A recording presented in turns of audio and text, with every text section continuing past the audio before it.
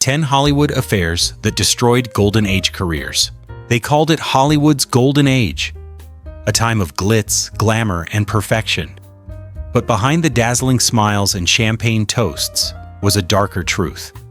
Every red carpet hid a trail of secrets, scandals, and forbidden love stories that nearly destroyed the stars who built the dream. In an era when image meant everything, one wrong affair could end a career overnight. Studio bosses didn't just control contracts, they controlled hearts, headlines, and even the truth itself. They covered up pregnancies, paid off reporters, and staged fake marriages just to keep the illusion alive. Because in old Hollywood, a single whisper of infidelity could turn a beloved icon into a pariah by morning. And yet, the affairs still happened. Behind closed doors, some of the most famous faces in the world risked everything: fame, fortune, even their sanity, for a moment of forbidden passion. These weren't just love stories gone wrong. They were career-ending disasters, lives ruined, reputations burned, and legacies rewritten to hide the evidence. Today, we're going to uncover those secrets, the 10 affairs that shattered careers and rewrote Hollywood history. From the affair that turned America's sweetheart into a national disgrace, to the mystery that still haunts studio archives decades later. These stories prove one thing. In the Golden Age, love wasn't romantic, it was dangerous. So sit back, because we're counting down the most shocking affairs of classic Hollywood. And trust me, number 5 still haunts the industry to this day. When Ingrid Bergman first stepped onto an American set, she wasn't just another European actress, she was the embodiment of purity. The press called her Saint Ingrid. She was the woman every man admired and every woman trusted. Audiences saw her as the angel of Casablanca, the face of virtue in a town built on lies. But in 1949, the illusion shattered. While married to Dr. Peter Lindstrom, Bergman flew to Italy to work with director Roberto Rossellini, a man whose films were raw, scandalous, and unapologetically human. On set, something dangerous sparked between them. Rossellini wasn't Hollywood charm. He was fire, chaotic, brilliant, and brutally honest. Their affair was so intense that even crew members whispered about it behind their hands. When Bergman became pregnant with Rossellini's child, the story exploded. Newspapers called her a homewrecker. Church groups burned her pictures in protest. One U.S. senator even stood on the Senate floor and called her a powerful influence for evil. It was the kind of public humiliation that could destroy a career. And for a while, it did. Hollywood blacklisted her overnight. Studios canceled contracts, theaters refused to screen her films, and gossip columnists tore her reputation apart. The woman who once symbolized moral perfection was now branded the face of sin. But what makes this story unforgettable isn't just the scandal, it's what came after. Bergman didn't crawl back to Hollywood begging for forgiveness. She stayed in Europe, made films with Rossellini, and won another Oscar years later for Anastasia. Still, her exile marked a turning point in film history, a warning to every actress that no one, not even a saint, could survive a public affair. Her love for Rossellini cost her everything: her country, her career, and her image. But she once said, "I regret nothing. He taught me to live honestly, and that honesty is what made Ingrid Bergman unforgettable, even when the world tried to erase her." But if Bergman's scandal burned her image, the next story buried the truth entirely for decades. If Ingrid Bergman's affair shocked the world, Clark Gable's nearly erased it from history. Hollywood's most charming leading man, the king of the silver screen, carried a secret so explosive that studios spent decades making sure no one would ever know. It began on the set of Call of the Wild in 1935. Gable was at the height of his fame, rugged, magnetic, the perfect example of masculine power. Loretta Young was his co-star, devout, innocent, and the embodiment of Hollywood virtue.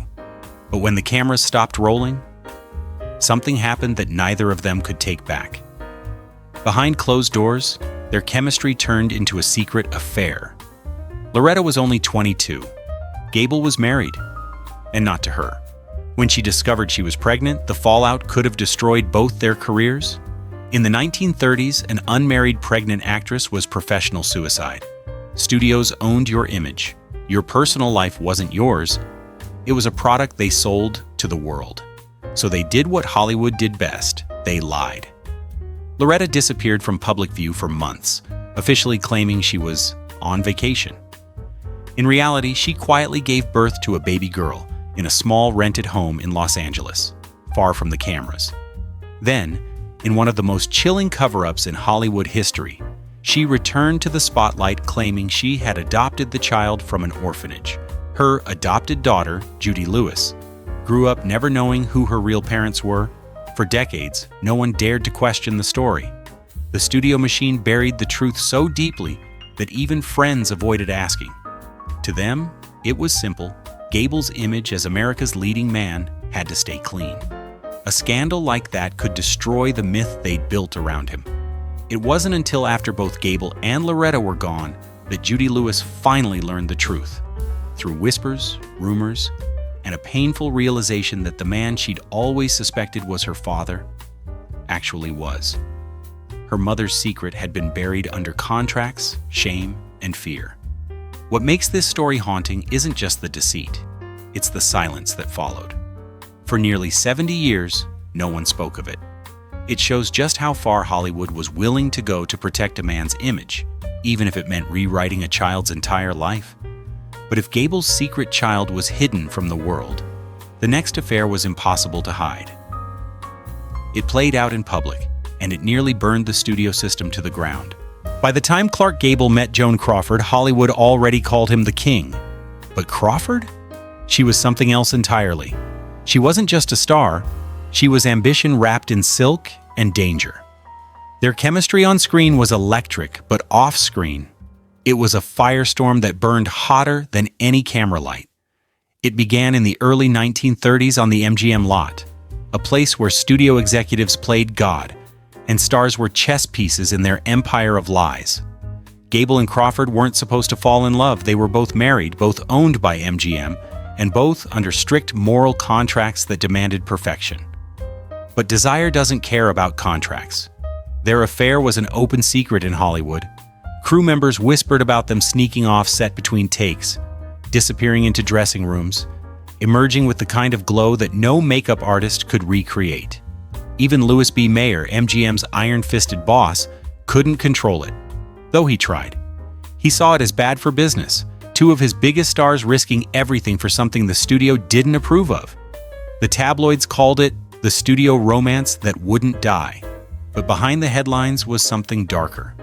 Crawford, a woman known for her control, fell deeply, maybe dangerously, in love. Gable, on the other hand, saw it as something between passion and survival. He once told a friend, "She scares the hell out of me, but I can't stop going back." Their relationship went through cycles of obsession, betrayal, and emotional warfare. They'd break up, then reunite on set, their tension so real that directors stopped giving them romantic direction. They just let the cameras roll. Every scene felt like a confession. Eventually, the affair began to damage both their reputations. Gable's marriage suffered, Crawford's image darkened, and MGM's PR team went into overdrive, spinning stories to distract the press. Executives staged fake romances for both stars, pairing them in photo ops with other actors to keep the scandal contained. But the damage was done. Their relationship lasted years, long past the point where it should have ended. Crawford later admitted that Gable was the only man she truly loved, but she also called him the one I could never keep. It wasn't a Hollywood romance. It was a Hollywood warning. Two people who could conquer the screen, but not themselves. And when it was finally over, neither of them talked about it again. It was as if the studio system itself forced them to forget. But you can still see it. That raw, unfiltered passion, frozen forever in the films they made together. Because the next scandal wasn't a love story at all. It was a courtroom nightmare that turned one man's wild private life into the biggest trial in Hollywood history. If Clark Gable was the king of Hollywood, Then Errol Flynn was its devil. He wasn't just a movie star. He was a living legend of danger. The man who swashbuckled across screens in Captain Blood and the adventures of Robin Hood seemed untouchable. Women adored him. Men wanted to be him. But behind that smile, behind the charm and the velvet voice, Flynn was spiraling into something darker, a world of excess, obsession, and recklessness that would make him Hollywood's ultimate cautionary tale. In 1942, the dream shattered. Two teenage girls came forward accusing Errol Flynn of something that would shake the industry to its core: statutory misconduct. It was the first time Hollywood's golden boy faced the kind of headlines no amount of studio polish could fix. The papers screamed his name like a warning. Errol Flynn on trial. It was a scandal so big that movie theaters hesitated to screen his films, but Warner Brothers wasn't ready to lose their cash machine. They poured money into his defense, silenced witnesses, and used every connection to keep him out of prison. Flynn himself turned the courtroom into theater, charming jurors, joking with reporters, and flashing that same grin that had once melted audiences. The public couldn't decide if he was guilty or simply too wild to care. When the verdict came back not guilty, fans celebrated. But something had changed. His name became a punchline, a whispered warning at every studio party. Even when his career continued, the phrase "in like Flynn" took on a darker meaning. A cruel joke about the man who'd once been Hollywood's brightest star. Behind the scenes, Flynn's life only unraveled further. He drowned himself in alcohol, reckless affairs, and scandals that grew more bizarre with every passing year. He spent his fortune, alienated friends, and drifted from set to set like a ghost of the man he used to be. One director later said, Errol didn't act anymore. He performed survival. When he died in 1959 at just 50 years old, the autopsy read like a tragic novel. Years of abuse, heartbreak, and decline, written in the body of a man who once seemed immortal. Flynn's fall from grace became the template for every Hollywood tragedy that followed. The price of fame paid in innocence and shame. He was the man who proved you could charm your way out of a scandal, but never out of yourself. And if Flynn's scandal destroyed his reputation, the next one destroyed a life. A story so mysterious that it still casts a shadow over Hollywood to this day. Jean Harlow was the original blonde bombshell, Hollywood's first sex symbol. Her beauty was almost unreal, her presence magnetic. But behind that platinum glow was a woman caught in a machine that didn't care who it destroyed, as long as the cameras kept rolling. In 1932, Jean shocked Hollywood when she married Paul Byrne, a respected MGM producer nearly 20 years her senior. He wasn't handsome or famous, but he was powerful. The kind of man who could make or break a career with a single phone call. To the outside world, their wedding looked like a fairy tale. But inside their Beverly Hills mansion, something was deeply wrong.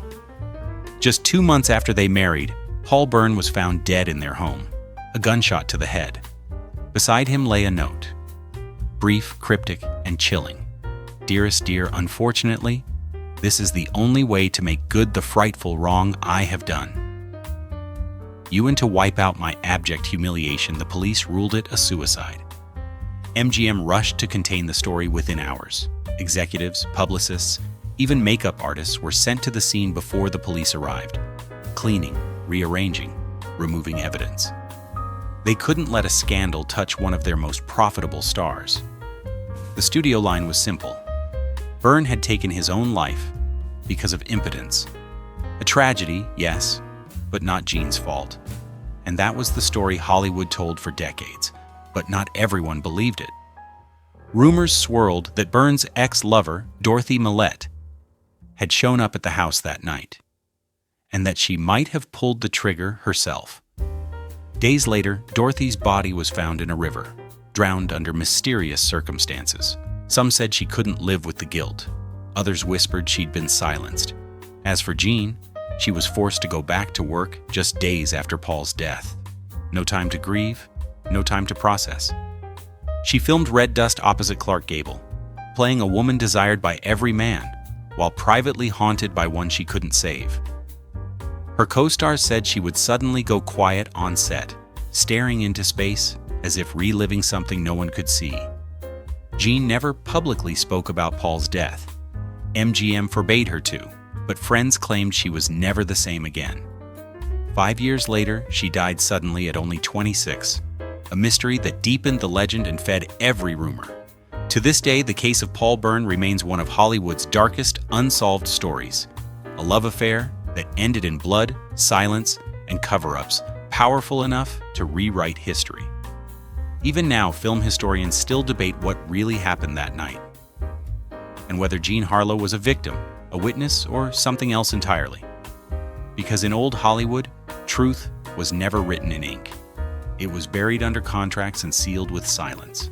And as shocking as that mystery was, the next affair would destroy someone not just emotionally, but completely. By the late 1940s, Judy Garland wasn't just a movie star, she was America's sweetheart. The girl who sang Somewhere Over the Rainbow had grown into a woman the world adored. But behind her perfect smile was a soul worn thin by the machine that built her. And when she met Tyrone Power, she saw something Hollywood had taken from her long ago: tenderness.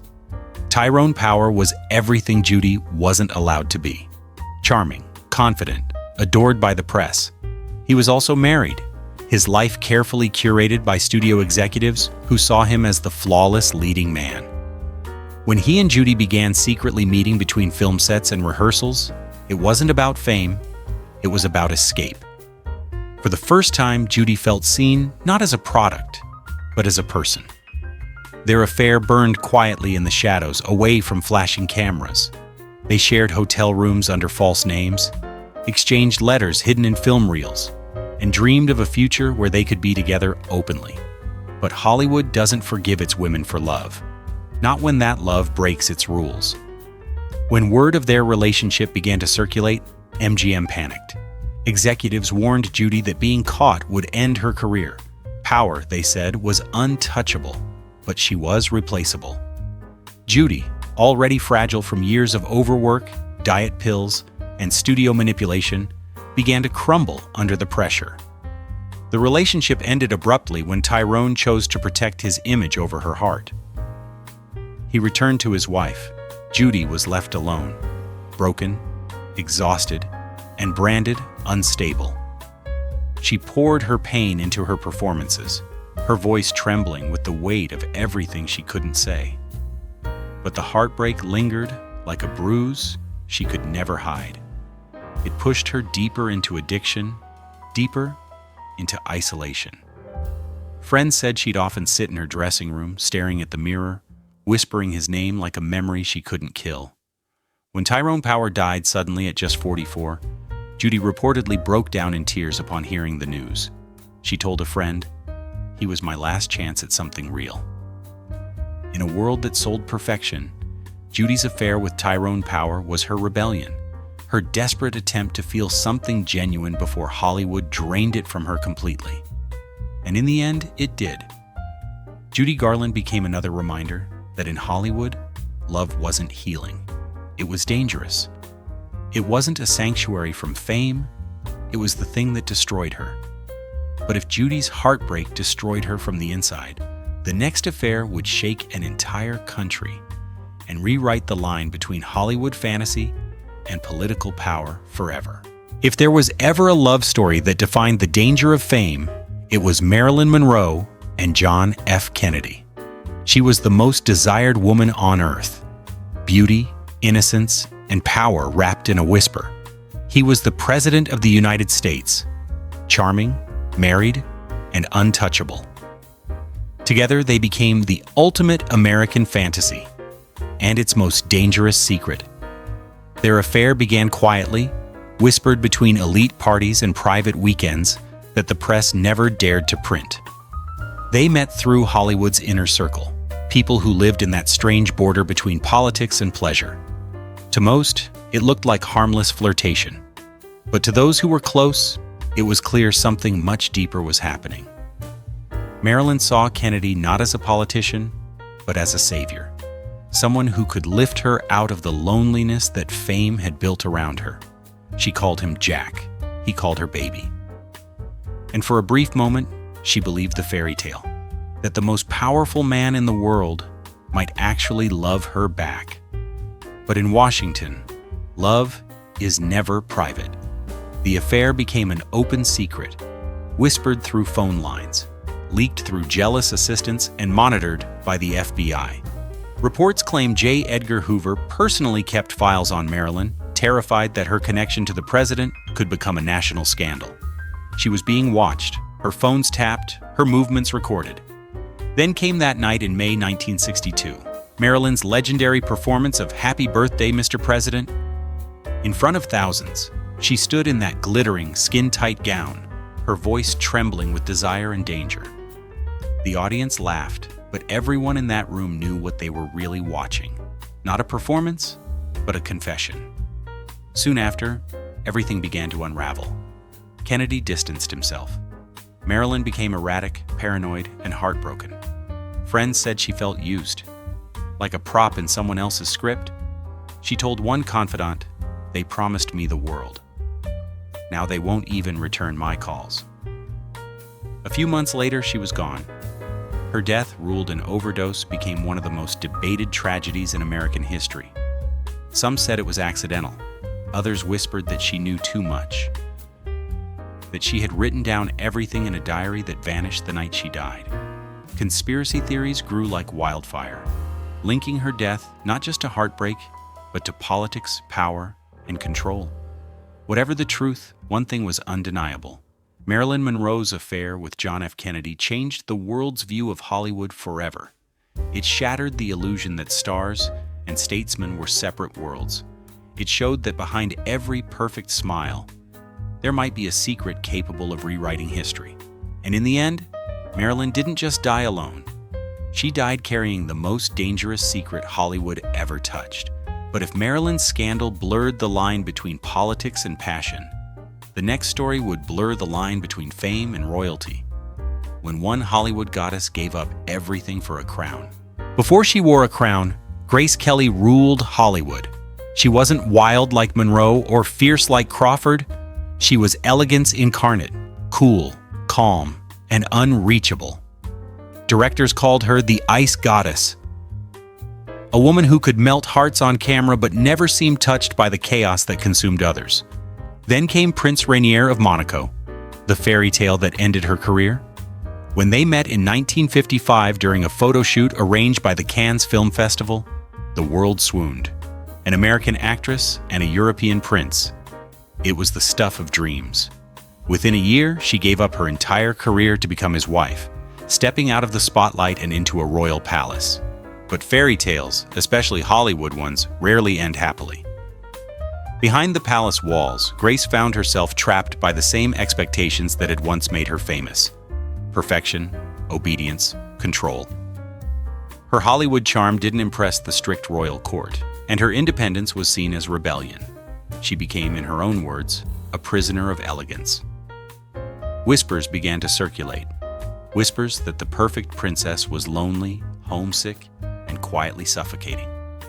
Old lovers leaked letters to the press, claiming she still wrote to them, still longed for her old life. Tabloids printed headlines like "Grace's Gilded Cage" and "The Actress Who Disappeared." The woman who once had the world's cameras chasing her couldn't even leave her palace without permission. And then came the tragedies that shadowed her later years.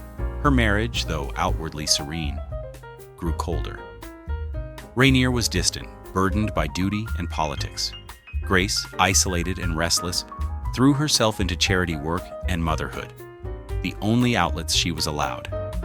Her friends in Hollywood said she often called them late at night, her voice soft and tired, asking about the movies she'd missed. She once said, "I traded one stage for another, but I'm not sure which one was real." In 1982, while driving along the winding cliffs of Monaco, Grace suffered a fatal car crash. The official story said she lost control, but rumors never stopped swirling. Some claimed she'd suffered a stroke, others whispered of tension and heartbreak behind the wheel. What's certain is that Hollywood lost its princess that day, and Monaco lost the woman who had given up everything to become one. Her death became the final scene in a life written by others. A love story that promised the world and delivered a kingdom of silence. Grace Kelly didn't die a star. She died a symbol of what happens when even Hollywood's brightest light steps too far into the shadows of royalty. But if Grace lost herself to a crown, the next story shows what happens when love and fame collide with destruction, when comedy's greatest genius became the villain of his own tragedy. By the 1920s, Charlie Chaplin wasn't just a movie star. He was the movie star. The little tramp, the face of silent cinema, a man whose name meant laughter in every corner of the world. But off camera, Chaplin's personal life was anything but comedic. Behind the charming smile and baggy pants, he was chasing something that would nearly destroy everything he'd built. In 1924, while filming The Gold Rush, Chaplin began an affair with a young actress named Lita Grey. She was just 16. He was 35. It was supposed to be a fling, a secret, fleeting distraction between takes.